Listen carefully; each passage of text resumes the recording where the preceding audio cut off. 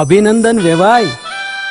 એ આજનો દિવસ આપણા માટે ખૂબ શુભ છે, કેમ કે તમારી દીકરી નિશા અને મારા દીકરા સંજુના લગ્નની તારીખ નક્કી થઈ ગઈ ને. હાજી હાજી પપ્પા, લગ્નની તારીખ તો નક્કી થઈ ગઈ, પણ લગ્ન માટેની જ્વેલરીઓ?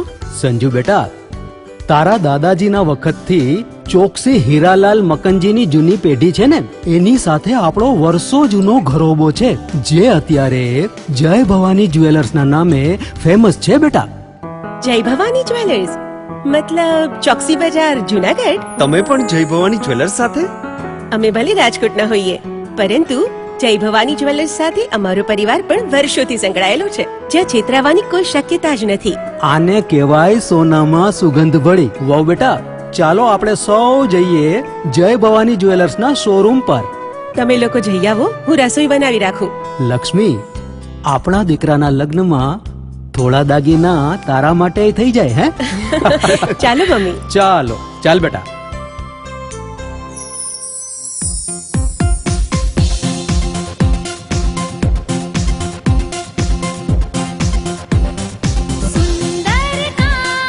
વ્યાજબી દામ, એક જ નામ, જય ભવાની જ્વેલર્સ. તહેવાર વ્યવહાર, બંગડી વીટી હાર, ડિઝાઇન અપાર, જય ભવાની જ્વેલર્સ, જય ભવાની જ્વેલર્સ.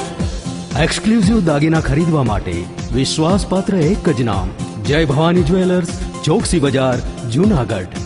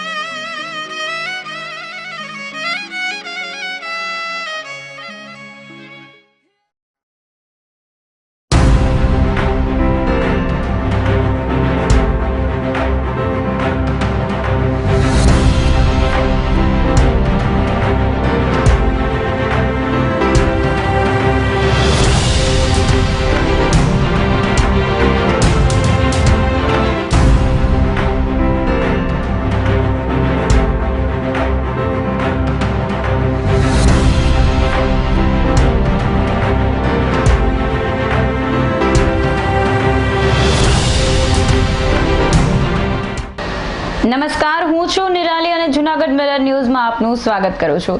સમાચારોની શરૂઆત કરીએ આજના મુખ્ય સમાચારથી. ગિરનાર રોપવેના લોકાર્પણની તૈયારીઓ શરૂ.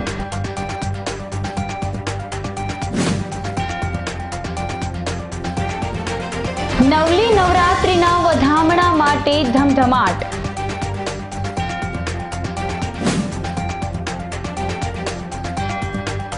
શુક્રવારે જૂનાગઢ માર્કેટિંગ યાર્ડની ચૂંટણી માટે મતદાન.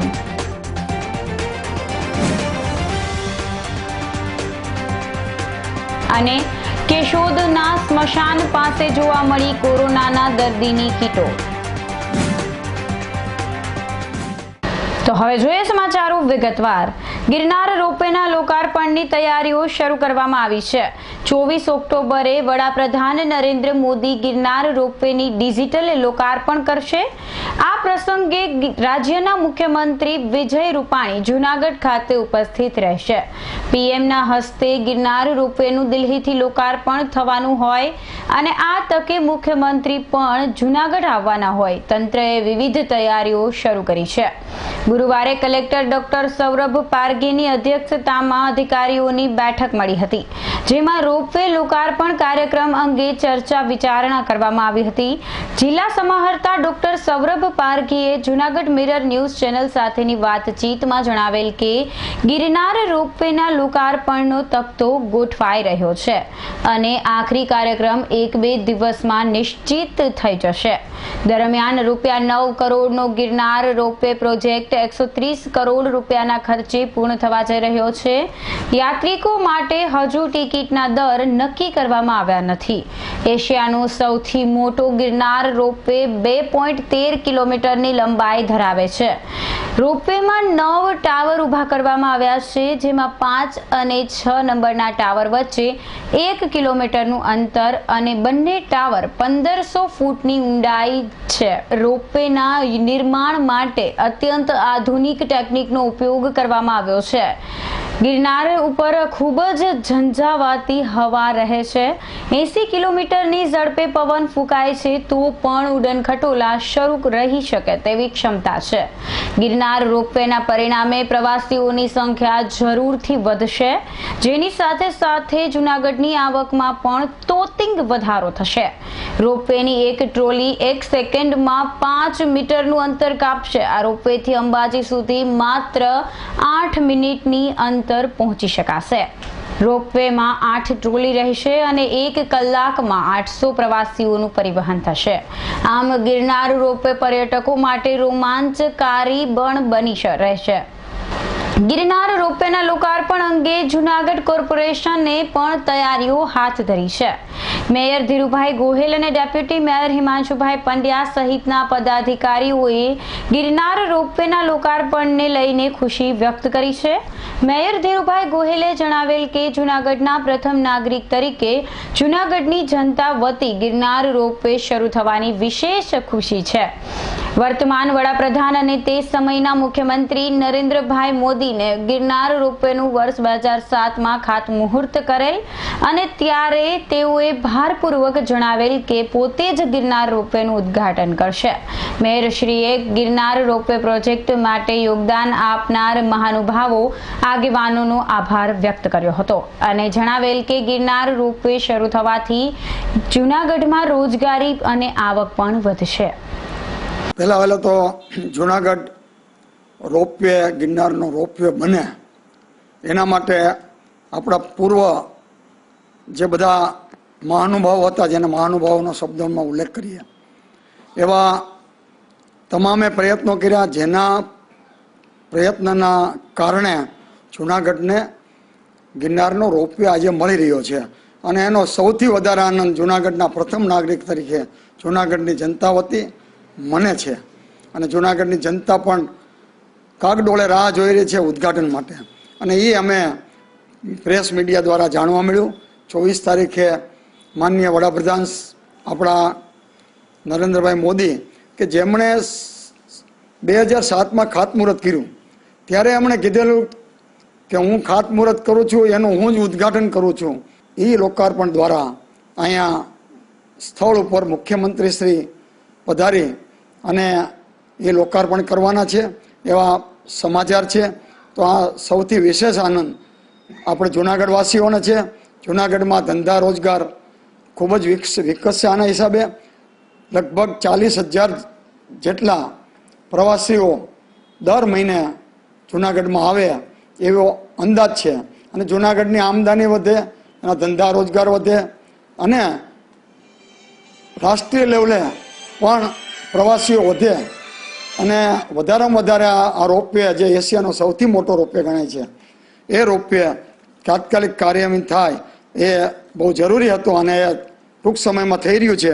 આ માટે અગાઉ જે પ્રયત્નો જેણે કર્યા છે એ પૈકી મોહનભાઈ પટેલ સાંસદ હતા, ભાવનાબેન ચીખલી આપણા સાંસદ હતા, અને આજે રાજેશભાઈ ચુડાસમા, આજે જવાહરભાઈ ચાવડા વગેરે, અને ખુદ મુખ્યમંત્રી વિજયભાઈએ પણ વહેલો આ રોપવે પૂરો થાય એના માટે સતત જાગૃતિ કેળવી છે.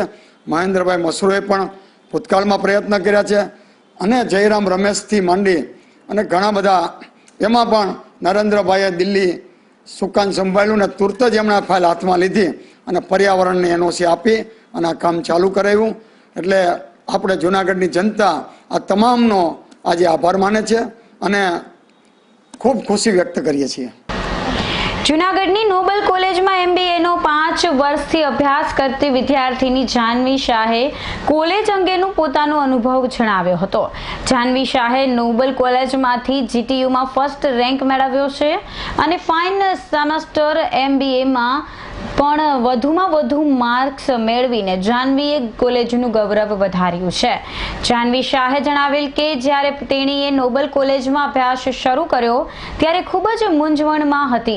નોબલ કોલેજના એજ્યુકેશન કેવું હશે તેવા વિચારથી જાહ્નવી શાહ મૂંઝાઈ રહ્યા હતા, પરંતુ નોબલ કોલેજમાં એડમિશન મેળવ્યા બાદ તમામ મૂંઝવણ દૂર થઈ ગઈ હતી.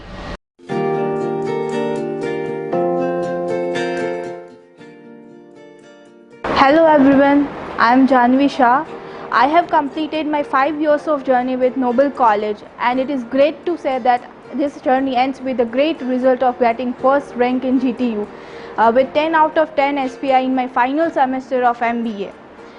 When I have started my journey with Noble, it was like other students, I was also confused that what to do, from where to do, and Noble gives me all solutions for my every confusion. And it has improved me from what I was to what I am today. Noble has groomed me a lot and improved my personality at the same time. So I would like to thank Noble Group of Institutions from my bottom of my heart. Thank you for everything. Proud to be a Noble student, be a Nobelite. Junagadh જિલ્લાના 3 સહિત રાજ્યના 36 મામલતદારોની બદલી થઈ છે. રાજ્યના મહેસૂલ વિભાગના deputy secretary Amit ઉપાધ્યાયે 36 મામલતદારોની સામૂહિક બદલીના ઓર્ડર જારી કર્યા હતા, જેમાં જૂનાગઢ ગ્રામ્યના મામલતદાર રોહિત કુમાર અઘેરાની બદલી મહેસાણા જિલ્લાના વડનગર ખાતે કરવામાં આવી છે, જ્યારે માંગરોળના મામલતદાર હાર્દિક બેલડિયાને અંકલેશ્વર મૂકવામાં આવ્યા છે. કેશોદના હેતલ ભાલિયાને મામલતદાર મ્યુનિસિપલ કમિશનર વહીવટી ગાંધીનગર ખાતે જવાબદારી સોંપવામાં આવી છે. ગીર સોમનાથ જિલ્લાના મામલતદાર KR શાહને અમદાવાદ બદલી કરાયેલ છે. નવલી નવરાત્રીના વધામણા માટેનો ધમધમાટ શરૂ થઈ ગયો છે. 17 ઓક્ટોબર શનિવારથી માતાજીના નોરતા શરૂ થઈ રહ્યા છે, જે પૂર્વે ગિરનાર પર્વત પર બિરાજતા જગત જનની મા અંબાજીના મંદિરને સુશોભિત કરવામાં આવેલ છે. નવરાત્રી પહેલા અંબાજી મંદિરને વધુ સ્વચ્છ અને સુઘડ કરવામાં આવ્યું છે. મહંત તનસુખ ગીરી બાપુ અને ગણપત ગીરી બાપુની નિશ્રામાં અંબાજી મંદિરના સેવકો અને પૂજારી દ્વારા સમગ્ર મંદિરને પાણીથી સ્વચ્છ કરી સેનિટાઈઝ કરવામાં આવ્યું હતું. માતાજીના મંદિરના દરવાજા ઉપરાંત માંડવી અને આભૂષણોની પણ સોની સેવકો દ્વારા સફાઈ કરવામાં આવી હતી. નવરાત્રી પૂર્વે અંબાજી મંદિરની સઘન સફાઈ કામગીરીને લઈને મંદિરની દિવ્યતામાં વધારો થયો છે. શનિવારથી ગિરનાર પર્વત પર મોરારી બાપુની રામકથા શરૂ થઈ રહી છે. માતાજીના પ્રથમ નોરતાથી ગિરનાર પર્વત સ્થિત કમંડલ કુંડની જગ્યા ખાતે રામકથાનું આયોજન કરવામાં આવ્યું છે. પ્રખર રામાયણી મોરારી બાપુ રામકથા માટે ગુરુવારે જૂનાગઢ આવી પહોંચ્યા હતા. તેઓએ ભવનાથમાં લાલઢોરી ખાતે રાત્રિ રોકાણ કરી બીજા દિવસે એટલે કે શુક્રવારે ડોળી મારફત કમંડળ કુંડ જવા રવાના થશે. શ્રોતા વગરની મોરારી બાપુની રામકથાની તૈયારીઓ પૂર્ણ કરી લેવામાં આવી છે. રામકથાના શ્રવણ માટે પૂજ્ય બાપુના સેવકો અને રામ ભક્તો ઉત્સુક બન્યા છે. આગામી નવરાત્રીના પર્વને લઈને માતાજીની ચુંદડીનું વેચાણ શરૂ થઈ ગયું છે. જૂનાગઢમાં દર વર્ષની જેમ આ વર્ષે પણ હવેલી ગલી અને પંચહાટડી ચોક વિસ્તારમાં માતાજીની ચુંદડીનું વેચાણ જોવા મળી રહ્યું છે. વેપારીએ જણાવેલ કે આ વર્ષે કોરોના મહામારીને લઈને ચુંદડીનું વેચાણ બરાબર રહ્યું નથી. અત્યારે 50% જેવી ઘરાકી છે, જેથી ચાલુ વર્ષે માતાજીની ચુંદડીનો બફર સ્ટોક રહેવાની શક્યતા છે. આ વર્ષે પણ માતાજીની ચુંદડીનો ભાવ 10 રૂપિયાથી લઈને 200 રૂપિયા સુધી હોવાનું વેપારીએ જણાવ્યું હતું. આ વર્ષે ચુંદડીની ઘરાકીમાં 10 રૂપિયાથી લઈ અને 200 રૂપિયા લગીની અવનવી વેરાયટીઝ આવી છે. અમે સ્ટોકમાં પણ રાખેલી છે, પણ ગયા વર્ષ કરતાં 50% ઘરાકી છે. આ ઘટ સ્થાપન કમ્પલસરી હોવાથી 50% ઘરાકી છે. દિવાળી સાવ ફેલ જશે એવી અમારી ધારણા છે. અમે ચુંદડી લેવા આવ્યા છે. 20 રૂપિયાથી લઈને 200 રૂપિયા સુધી ચુંદડીનો ભાવ છે. જાજી ઘરાકીને એવું દેખાતું નથી, અને હાર ને ફૂલ ને લેવા આવ્યા છે, અને નોરતા માતાજીનું સ્થાપન માટે લેવા આવ્યા છે. શુક્રવારે જૂનાગઢ માર્કેટિંગ યાર્ડની ચૂંટણી માટે મતદાન થશે. દોલતપરા સ્થિત ખેતીવાડી ઉત્પન્ન બજાર સમિતિના કુલ 16 ડિરેક્ટરોની ચૂંટણી જાહેર થઈ ગઈ છે, જેમાં વેપારી પેનલના 4 ઉમેદવારો બિનહરીફ થતા બાકી રહેતી બેઠકની ચૂંટણીનું મતદાન 16 ઓક્ટોબરના રોજ સવારે 9 વાગ્યાથી થશે. સાંજના 5 વાગ્યા સુધીના મતદાન બાદ 17 ઓક્ટોબરે મતગણતરી હાથ ધરવામાં આવશે. યાર્ડની ચૂંટણીને લઈને કાયદો વ્યવસ્થા અને સુરક્ષા જળવાઈ રહે તે માટે એસપી રવિ તેજા વાસમસેટી દ્વારા ચુસ્ત પોલીસ બંદોબસ્ત ગોઠવવામાં આવ્યો છે. ડીવાયએસપી પ્રદીપસિંહ જાડેજાના માર્ગદર્શન હેઠળ એ ડિવિઝનના પીઆઈ આરજી ચૌધરી તેમજ 4 પીએસઆઈ તેમજ 60 પોલીસ જવાનો બંદોબસ્ત જાળવશે. મહિલા પોલીસ, ટ્રાફિક પોલીસની એક સાથે એક હથિયારધારી ગાર્ડ પણ તૈનાત રહેશે. મતદાન દરમિયાન મતદારોને અગવડતાનો સામનો કરવો પડે નહીં તે માટે તકેદારી લેવામાં આવી છે. મતદાન કેન્દ્ર પર સેનિટાઈઝરની વ્યવસ્થા પણ ગોઠવવામાં આવી છે. તાજેતરમાં તારીખ 16 તારીખે એપીએમસી જૂનાગઢ ખાતે ચૂંટણી યોજાનાર હોય, જેના માટે ડીવાયએસપી દરજ્જાના અધિકારીનું સુપરવિઝન રાખી અને 1 પીઆઈ તેમજ 4 પીએસઆઈ અને આશરે 50 થી 60 માણસોનો બંદોબસ્ત ગોઠવવામાં આવેલ છે. આ જગ્યા ઉપર આગલા દિવસથી જ એક ગાર્ડ પણ રાખવામાં આવશે અને મતગણતરીમાં પણ બંદોબસ્ત પૂરતો રાખી અને કાર્યવાહી હાથ ધરવામાં આવશે. માર્કેટિંગ યાર્ડ જૂનાગઢની ચૂંટણી પ્રક્રિયા હાલ ચાલુ છે. આવતીકાલે માર્કેટિંગ યાર્ડ જૂનાગઢની ચૂંટણી છે, જેમાં ખેડૂત વિભાગની 10 સીટ, ખરીદ વેચાણ વિભાગની 2 સીટ અને વેપારી મિત્રોની 4 સીટનું મતદાન હોય છે. પણ વેપારીની જે 4 સીટ છે એ બિનહરીફ જાહેર થઈ ચૂકી છે. એટલા માટે આવતીકાલે માત્ર ખેડૂત અને ખરીદ વેચાણ સંઘ વિભાગની ચૂંટણી છે. ખેડૂત વિભાગમાં 977 મતદારો છે અને ખરીદ વેચાણ સંઘ વિભાગમાં 156 મતદારો છે. જે મતદારો આવતીકાલે ખેડૂતનું પ્રતિનિધિત્વ કરી શકે એવા 10 ખેડૂત પ્રતિનિધિ ચૂંટશે અને ખરીદ વેચાણ સંઘના 2 પ્રતિનિધિ ચૂંટાશે. તો આવતીકાલે ચૂંટણીમાં મતદાનનો સમય છે સવારે 9 થી સાંજના 5 વાગ્યા સુધી અને 17 તારીખના રોજ જે મતદાન થયેલ છે એમની ગણતરી થશે. તો આ ચૂંટણી પ્રક્રિયા અંતર્ગત વ્યવસ્થાના ભાગરૂપે ડીએસપી સાહેબની સૂચનાથી અને ડીવાયએસપી શ્રી જાડેજા સાહેબના માર્ગદર્શન નીચે પોલીસ સ્ટાફનો પૂરો બંદોબસ્ત છે. કોઈ પણ અનિચ્છનીય બનાવ ન બને, સુલેહ શાંતિ જળવાય, વ્યવસ્થા જળવાઈ રહે એ અર્થે પોલીસ બંદોબસ્ત ચુસ્ત રીતે ગોઠવવામાં આવેલ છે અને તમામ કાર્યવાહી ડીવાયએસપી શ્રી જાડેજા સાહેબના માર્ગદર્શન નીચે થઈ રહી છે અને બહુ સરસ રીતે આયોજન થયેલ છે. એવું લાગે છે કે ચૂંટણીની જે પ્રક્રિયા છે એ શાંતિ સુલેહપૂર્ણ થશે. તો આ સાથે જ અત્યારે સમય થયો છે એક નાનકડા વિરામનો.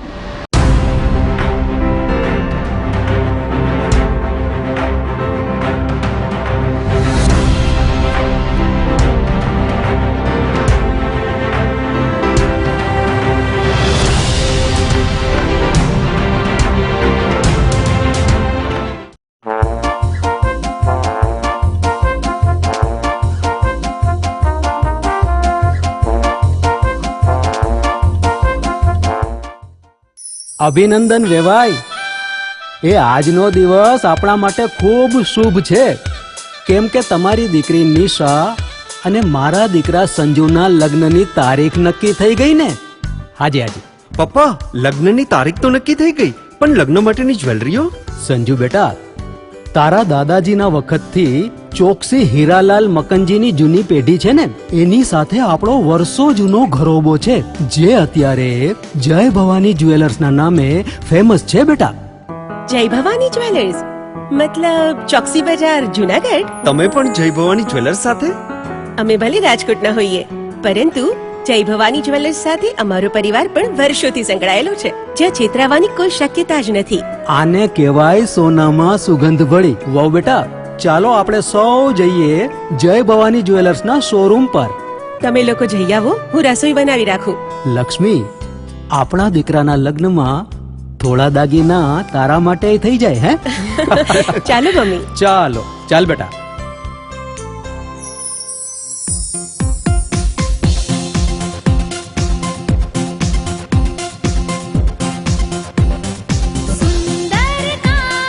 વ્યાજબી દામ, एक જ नाम જય ભવાની જ્વેલર્સ. तहेवार व्यवहार બંગડી વીંટી હાર, डिजाइन अपार જય Bhavani jewellers. Bhavani jewellers. Exclusive દાગીના ખરીદવા માટે વિશ્વાસપાત્ર એક જ નામ, જય ભવાની જ્વેલર્સ, ચોકસી બજાર, જુનાગઢ.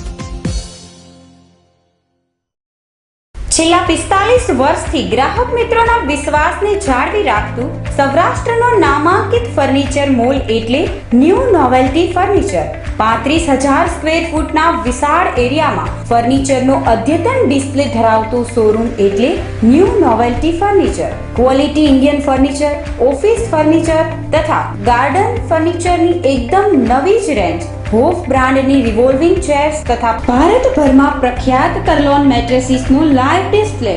ઘર તથા ઓફિસના ઇન્ટિરિયર માટે wallpaper, wooden flooring, curtain, showpiece, carpet, aluminium Windows અને ફ્લાવર્સની અદ્ભુત રેન્જ. 2 BHK તથા 3 BHK ફર્નિચરના સ્પેશિયલ પેકેજ. અમારી એક મુલાકાત આપના માટે બની રહેશે સંભારનું. ન્યૂ નોવેલ્ટી ફર્નિચર, વાડલા ફાટક, જુનાગઢ. Mobile number 90 999 48 604.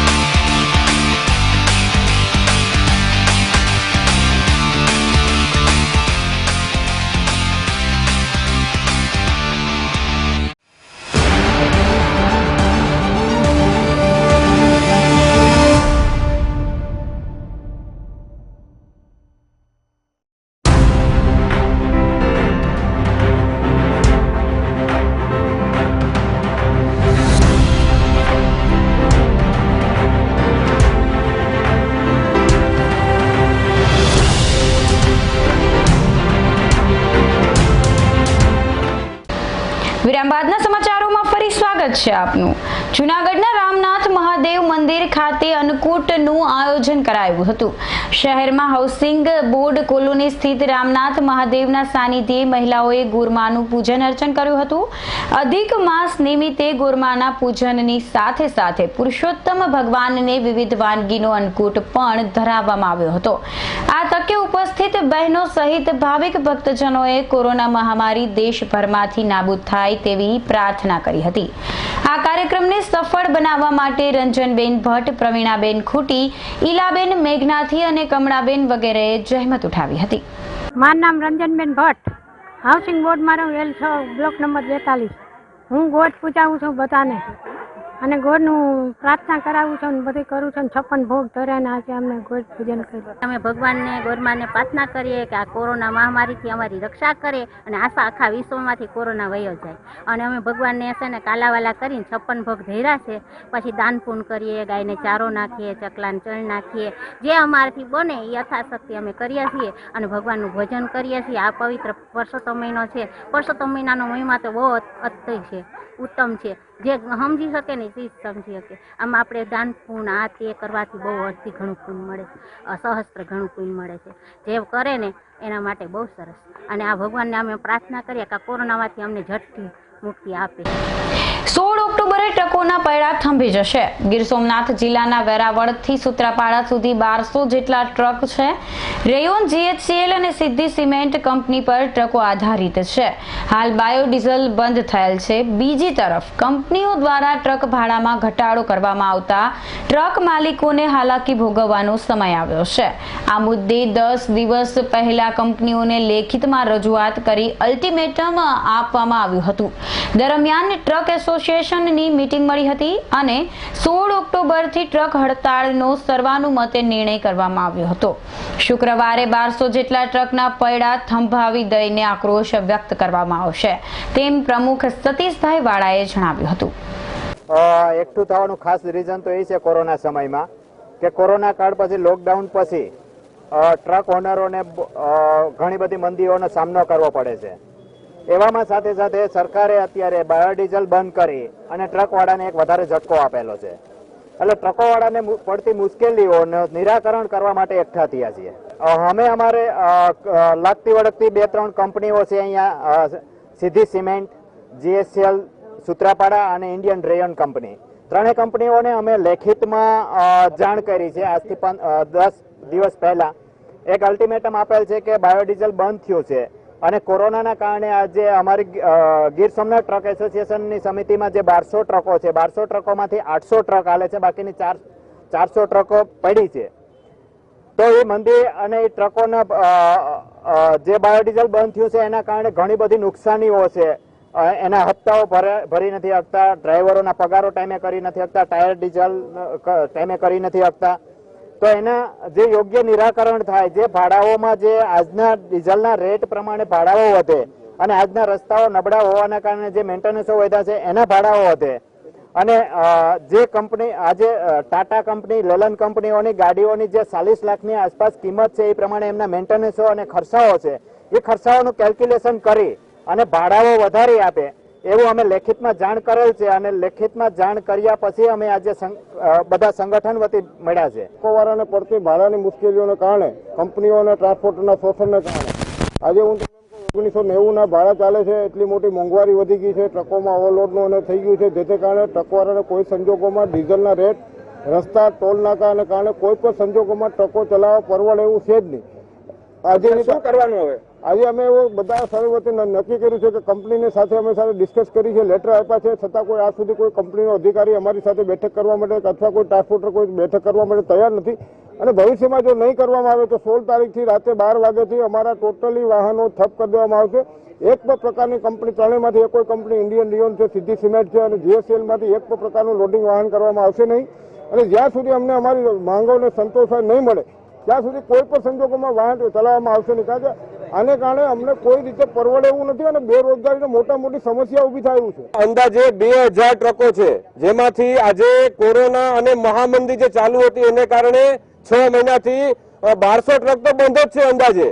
અને જ્યારે જે ચાલુ છે એમાં કઈ વધતું નથી અને એમાં આજે કંપનીઓ ભાડા વધારે નહીં અને અમને અમારો રસ્તો યોગ્ય ન કરે ત્યારે એવા સમયમાં અમે જે કંપનીને વારંવાર રજૂઆતો કરી કે ભાડા વધારો, અમે પતી ગયા છે સાહેબ, તો કંપનીએ ભાડા વધારે નથી. એટલે અમે આગામી 16 તારીખથી સ્વૈચ્છિક જે ગીર સોમનાથ જિલ્લાની જે 1200 ટ્રક છે, અત્યારે રજીસ્ટ્રેશન થઈ ચૂકી છે 1200 ટ્રકનું, એ બધી સ્વૈચ્છિક હડતાલમાં જોડાશે.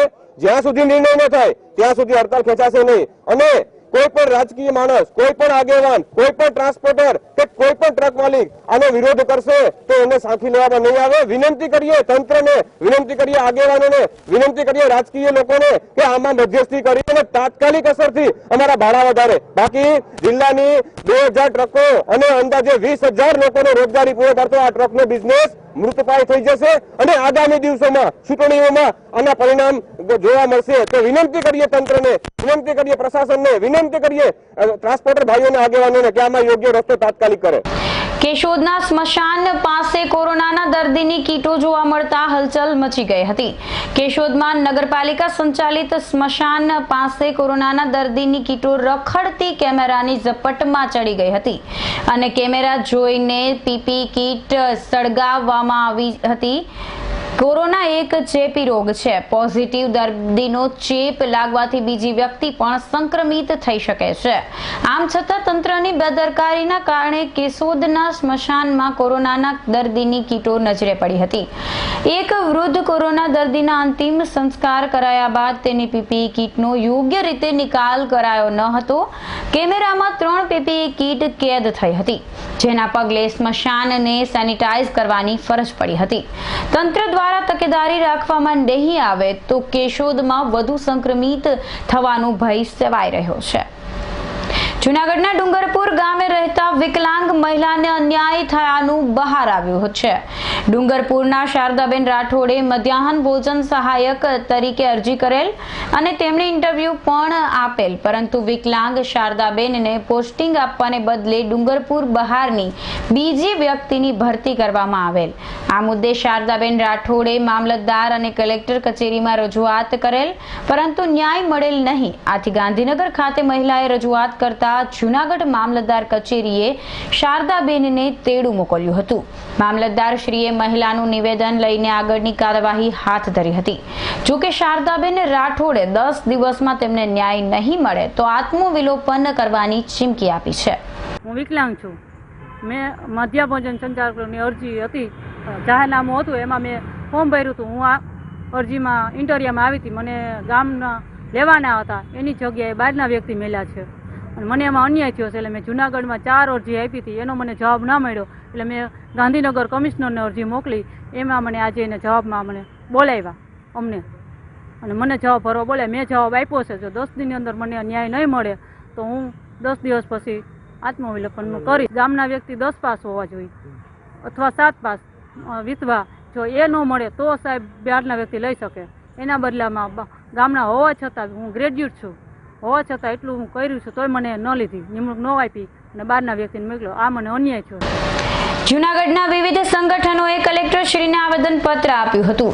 બહુજન ક્રાંતિના બેનર સાથે ભારત મુક્તિ મોરચા, ભીમ આર્મી, RDM, વાલ્મીકી યુવા જાગૃતિ સંગઠન, એકતા રિક્ષા એસોસિએશન અને બહુજન વોલેન્ટરી ફોર્સના આગેવાનોએ રજૂઆત કરી હતી. સંયોજક શૈલેષ મકવાણાના નેતૃત્વમાં આવેદનપત્ર આપીને કચ્છના રાપર અને ઉત્તર પ્રદેશના હાથરસની ઘટનાના પીડિતોને ન્યાય મળે અને આરોપીઓને ફાંસીની સજા કરવામાં આવે તેવી વિનંતી કરી હતી. આજ રોજ અમે બહુજન ક્રાંતિ મોરચાના નેજા હેઠળ શૈલેષભાઈ મકવાણાની આગેવાનીમાં કલેક્ટર સાહેબશ્રીને આવેદનપત્ર આપીને રજૂઆત કરેલ કે જે કચ્છમાં બનેલો બનાવ અને યુપીની અંદર જે બનાવ બનેલો છે તેના પીડિત પરિવારને ન્યાય મળે અને દોષિતોને ફાંસીની સજા થાય એવી અમારી માંગ છે. સાથે સાથે બહુજન ક્રાંતિ મોરચાની આવનારી 30 તારીખના રોજ જે ભારત બંધનું એલાન છે એની પણ રજૂઆત કરેલ છે, જે તંત્રએ ધ્યાને લેવું. ઉપલેટા ખાતે કિસાન સભા દ્વારા ધરણા કરવામાં આવ્યા હતા. ખેત પેદાશોના ભાવને લઈને અને NSP યોજનાને કાયદાકીય રક્ષણ આપવાની માંગ સાથે ઉપલેટા બાવલા ચોક ખાતે ગુજરાત કિસાન સભાના દિનેશભાઈ કંટારિયા અને ખેડૂત આગેવાન કેશુભાઈ સિનોજિયા સહિતના અગ્રણીઓએ ધરણા કર્યા હતા અને મામલતદારને આવેદનપત્ર પાઠવ્યું હતું. ખેડૂત આગેવાનોએ જણાવેલ કે કેન્દ્ર સરકારે ખેડૂત વિરોધી કાયદાનો અમલ તાત્કાલિક અસરથી અટકાવવો જોઈએ. ખેડૂતલક્ષી કાયદા ધરતીપુત્રો માટે નુકસાનકારક સાબિત થશે. આથી ખેડૂતોને વધુ અન્યાય થાય તે પહેલા ખેડૂત વિરોધી કાયદાઓની અમલવારી કેન્દ્ર સરકારે અટકાવવી જોઈએ તેવી માંગણી કરી હતી. આજે સમગ્ર દેશમાં 250 ખેડૂતોનું જે સંગઠન બનેલું છે, અખિલ ભારતીય કિસાન સંઘર્ષ સમન્વય સમિતિ, 14 ઓક્ટોબરને ટેકાના ભાવ બચાવો દિવસ જાહેર કર્યો છે. એ પ્રમાણે આજે અમે ઉપલેટાના બાવલા ચોકમાં બધું સામાજિક અંતર રાખી અને સીમિત ખેડૂતોની હાજરીમાં અમે આજે ધરણા યોજ્યા અને અમારી માગણી બુલંદ બનાવી. અને આજ રોજ અત્યારે વડાપ્રધાનને સંબોધેલું એક આવેદનપત્ર અહીંના મામલતદારશ્રીને આપ્યું છે અને આવેદનપત્રમાં અમે માંગ ઉઠાવી છે કે ખેડૂતોને બચાવવા માટે, કે ખેડૂતોને યોગ્ય ભાવ આપવા માટે જે ટેકાના ભાવ આપવાની જે પદ્ધતિ છે એને બરકરાર રાખવામાં આવે, એને બચાવવામાં આવે. આજે જે બાપુના બાવલા ચોકમાં ધરણાનો કાર્યક્રમ રાખેલો હતો, કારણ કે આજે જે ધરણાનો કાર્યક્રમ રાખેલો અને આવેદનપત્ર શ્રી મોદી સરકારને જાણ કરવા માટે કે આજે જે 250 ખેડૂત સંસ્થાઓ જે ટેકાના ભાવ, કારણ કે જે ખેડૂતોને બચાવવા માટે જે ટેકાના ભાવ જરૂરી છે એના વિરુદ્ધમાં આજે જે કામ થઈ રહ્યું છે, તો ખેડૂત બચશે ક્યારે? જો ખેડૂતને બચાવવો હોય તો તાત્કાલિક ધોરણે ખેડૂત લક્ષી નિર્ણય લેવા જોઈએ અને તાત્કાલિક ધોરણે ટેકાના ભાવ જાહેર કરીને ખરીદી કરવી જોઈએ. એના માટે આજે જે આખા દેશની અંદર જે વિરોધ થઈ રહ્યો છે તો સરકારને સમજવું જોઈએ. આજે કેન્દ્ર હોય કે ગુજરાત સરકાર હોય તો એને નિર્ણય તાત્કાલિક ખેડૂતલક્ષી લેવા જોઈએ અને તાત્કાલિક ધોરણે ખેડૂતોને બચાવવાની કોશિશ કરવી જોઈએ. કારણ કે અત્યારે દિવસોની ખેડૂતોની જે પરિસ્થિતિ છે એ ખરાબ થતી જઈ રહી છે. તો તાત્કાલિક ધોરણે આ નિર્ણયો કેન્દ્ર સરકાર તાત્કાલિક લે અને ખેડૂતોને બચાવે એવી અમારી માંગણી સાથે અમે આજે જે ધરણાનો કાર્યક્રમ સંપૂર્ણ આવેદનપત્ર દઈને પૂરો કર્યો છે. અને જો અમારી માંગણી નહીં સંતોષાય તો આવતા દિવસોમાં ઉગ્ર આંદોલન કરવામાં ખેડૂતો પર તૈયાર છે. ખેડૂતોની જે માગણીઓ છે, 3 જે સંસદમાં બિલ પાસ કરવામાં આવેલ છે, તે બિલની ખેડૂતોના વિરોધમાં જે બિલ પાસ કરવામાં આવેલ છે એમાં ખેડૂતો, આખા દેશના ખેડૂતો આ બિલની વિરુદ્ધમાં રેલીઓ કાઢે છે. અને આજના દિવસે અમારી માગણી છે કે ખેડૂતોને જે નક્કી કરેલા ટેકાના ભાવ પ્રમાણે ખરીદી ચાલુ કરો, અગર તો ખેડૂતોને ટેકાના ભાવમાં જે રકમ ઓછી મળે તેની સહાય કરવા માટે ખેડૂતોને આ સરકાર મદદ કરે એવી અમારી માગણી છે. કિસાન સભા આજે જે રેલી કાઢી છે એ આ ખેડૂતોની માગણી અંગે અને આ બિલની વિરુદ્ધમાં રેલી કાઢવામાં આવેલ છે. આજ રોજ બાપુના બાબલા ચોકમાં ધરણાનો કાર્યક્રમ રાખી અને મામલતદાર સાહેબને આવેદનપત્ર વડાપ્રધાનને સંબોધીને આપવામાં આવેલ છે. કોડીનારની સગીરા પર રાજકીય કાર્યકરે દુષ્કર્મ આચર્યું હતું. આ ઘટનામાં પોલીસે સગીરાના મામા અને નાની તેમજ મકાન માલિક મહિલા સહિત 4 શખ્સોની ધરપકડ કરી છે.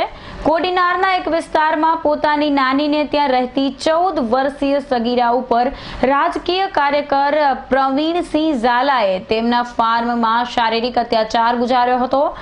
આ અધમ કૃત્યમાં સગીરાની નાની તેમજ મામા અને મકાન માલિક મહિલાએ મદદગારી કરી હતી. ડીવાયએસપી એમજી બામણિયાએ જણાવ્યું હતું કે મુખ્ય આરોપી સિવાયના ગુનેગારોની ધરપકડ કરી લેવામાં આવી છે. પ્રવીણસિંહ ઝાલાની ધરપકડ માટે પોલીસની વિવિધ ટીમોને તપાસના કામે લગાવવામાં આવી છે અને આ શખ્સને પણ નજીકના સમયમાં પકડાઈ જશે તેવી આશા વ્યક્ત કરી હતી. ગઈ તારીખ 12/10ના રોજ ભોગ બનનાર છે એના દાદીમાં એક ફરિયાદ આપેલી છે કે કોડીનારના પ્રવીણસિંહ ઝાલા છે ત્યાં ભોગ બનનારના મામા ભોગ બનનારને કામ અપાવવાના બાને લઈ જાય અને ત્યાં લઈ જતા હતા ત્યારે પ્રવીણસિંહ ઝાલાએ અવારનવાર તેની સાથે શરીર સંબંધ બાંધી અને દુષ્કૃત્ય કરે છે. અને આ ફરિયાદમાં ફરિયાદીએ અન્ય એક મહિલા અને ભોગ બનનારના મામા અને નાનીમાના મદદગારીમાં નામ લખાવેલા છે. સરકારી કલમ નીચે ફરિયાદ કરી છે અને આરોપીને પકડ્યા છે કે કેમ? આરોપી વિરુદ્ધ 376 અને પોક્સો એક્ટ મુજબની ફરિયાદ દાખલ કરવામાં આવી છે અને 3 આરોપીને ડિટેન કરવામાં આવે છે જેની અટકની કાર્યવાહી શરૂ છે. હાલમાં પ્રવીણસિંહ ઝાલા છે એ મળી આવેલ નથી. તેને પકડવા માટે પોલીસે ચક્રો ગતિમાન કર્યા છે. તેના પરિવારજનો અને સમાજના આગેવાનોએ આ બાબતે તટસ્થ તપાસ થાય અને તાત્કાલિક આરોપીઓ વિરુદ્ધ કાર્યવાહી થાય તે સબબ આવેદનપત્ર આપ્યા છે. વરસાદની આગાહી વચ્ચે ગુરુવારે જૂનાગઢ સહિત સોરઠના વાતાવરણમાં પલટો આવ્યો હતો. 16 થી 18 ઓક્ટોબર દરમિયાન જૂનાગઢ, ગીર સોમનાથ, પોરબંદર સહિતના જિલ્લામાં વરસાદની આગાહી કરવામાં આવી છે. સાથે સાથે મિની વાવાઝોડાની પણ શક્યતા દર્શાવવામાં આવી છે. દરમિયાન ગુરુવારની સવારથી જૂનાગઢ તેમજ સોરઠના વિવિધ વિસ્તારોમાં આકાશ ગોરંભાઈ ગયું હતું અને આખો દિવસ વાદળછાયું હવામાન રહ્યું હતું. સવારે જૂનાગઢનું લઘુત્તમ તાપમાન 26.9 ડિગ્રી નોંધાયું હતું, જ્યારે વાતાવરણમાં ભેજનું પ્રમાણ 48% અને પવનની પ્રતિ કલાકની ઝડપ 4 કિલોમીટર રહી હતી. અંતે ફરી એકવાર જોઈશું આજના મુખ્ય સમાચાર. ગિરનાર રોપવેના લોકાર્પણની તૈયારીઓ શરૂ.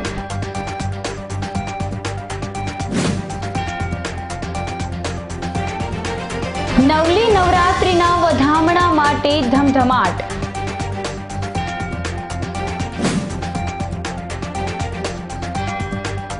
શુક્રવારે જૂનાગઢ માર્કેટિંગ યાર્ડની ચૂંટણી માટે મતદાન.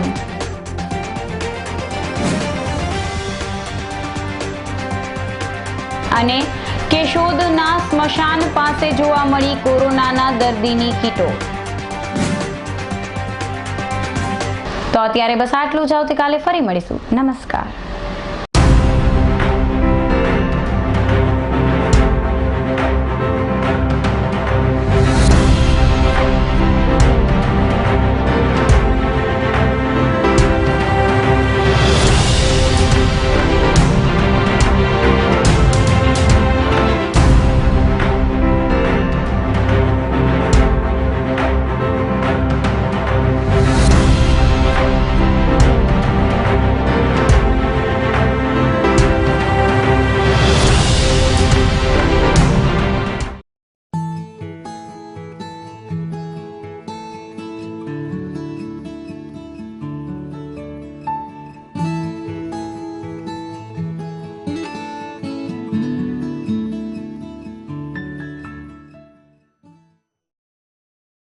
અભિનંદન વેવાઈ. એ આજનો દિવસ આપણા માટે ખૂબ શુભ છે, કેમ કે તમારી દીકરી નિશા અને મારા દીકરા સંજુના લગ્નની તારીખ નક્કી થઈ ગઈ ને. હાજી હાજી. પપ્પા, લગ્નની તારીખ તો નક્કી થઈ ગઈ, પણ લગ્ન માટેની જ્વેલરીઓ? સંજુ બેટા, તારા દાદાજીના વખતથી ચોકસી હીરાલાલ મકનજીની જૂની પેઢી છે ને, એની સાથે આપણો વર્ષો જૂનો ઘરોબો છે, જે અત્યારે જય ભવાની જ્વેલર્સના નામે ફેમસ છે બેટા. જય ભવાની જ્વેલર્સ મતલબ ચોકસી બજાર જુનાગઢ? તમે પણ જય ભવાની જ્વેલર્સ સાથે? અમે ભલે રાજકોટના હોઈએ, પરંતુ જય ભવાની જ્વેલર્સ સાથે અમારો પરિવાર પણ વર્ષોથી સંકળાયેલો છે, જ્યાં છેતરાવાની કોઈ શક્યતા જ નથી. આને કહેવાય સોનામાં સુગંધ ભળી. વાવ બેટા, ચાલો આપણે સૌ જઈએ જય ભવાની જ્વેલર્સના શોરૂમ પર. તમે લોકો જઈ આવો, હું રસોઈ બનાવી રાખું. લક્ષ્મી, આપણા દીકરાના લગ્નમાં થોડા દાગીના તારા માટે થઈ જાય હે? ચાલો મમ્મી. ચાલો ચાલ બેટા.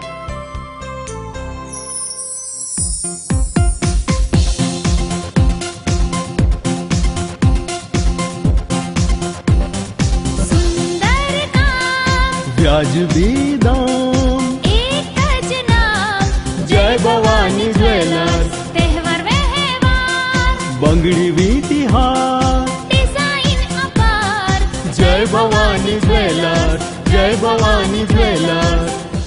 એક્સક્લુઝિવ દાગીના ખરીદવા માટે વિશ્વાસપાત્ર એક જ નામ, જય ભવાની જ્વેલર્સ, ચોકસી બજાર, જુનાગઢ.